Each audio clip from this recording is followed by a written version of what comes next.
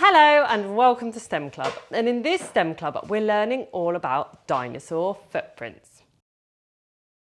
Fossils of dinosaur footprints are called trace fossils because there have been a mark showing dinosaurs have been there, leaving a trace. And these have been found in rocks across the UK, even very recently. And it's amazing how much we can learn about dinosaurs just from their footprints. We are going to do a really simple experiment to investigate dinosaur footprints. And this is so simple, so all you need is some dinosaur footprints. So I've just downloaded these from the Twinkl website and then printed them onto some card. I've also got some shaving foam and a tray, and then you want something heavy to put on your tray, like a rock or a dinosaur. So I'm going to start by putting lots of shaving foam onto my tray. So here's our tray of shaving foam. So that's just like our mud our dinosaur is walking through. And then what we're going to do really simply is put the different shaped dinosaur footprints onto our shaving foam, and I'm just going to see how much they sink.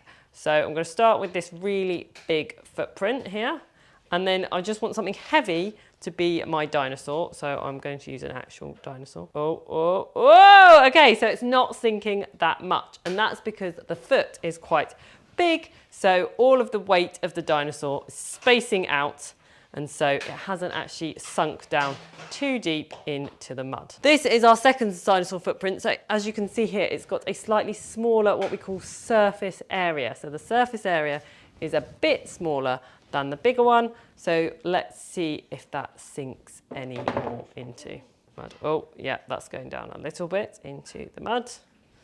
Okay, and then this is just a really fun experiment because you can just try lots of different dinosaur footprints.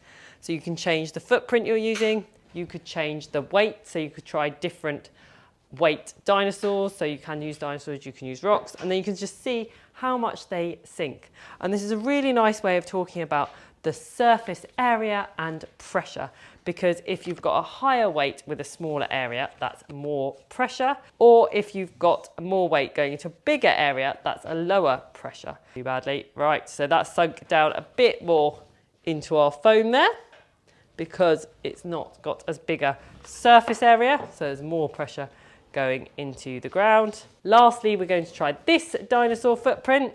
So let's see what happens with this one. Oh yeah, so it's sinking into the mud. So this footprint's got a much smaller surface area, so it's got more pressure going into the ground.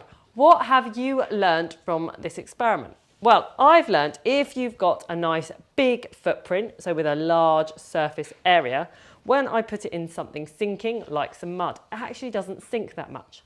So if you're a big, huge dinosaur like a Brachiosaurus or a Diplodocus, you want nice big footprints to stop you sinking. Whereas if you're not as heavy, so you might be something smaller and lightweight and want to run fast like a Velociraptor, you might have these kind of footprints because you don't weigh as much, then you don't need larger footprints. If you weigh more, you're going to get sinking and stuck in the mud. Try it out at home. You could try designing your own dinosaur feet. You could try different things to put your dinosaurs in, so you might even like to try them in mud, and you can even try different dinosaurs and see how much they sink.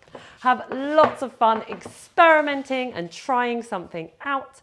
Do share what you've got up to on our Twinkl Home Educators Facebook group, and we'll see you again soon for more STEM fun.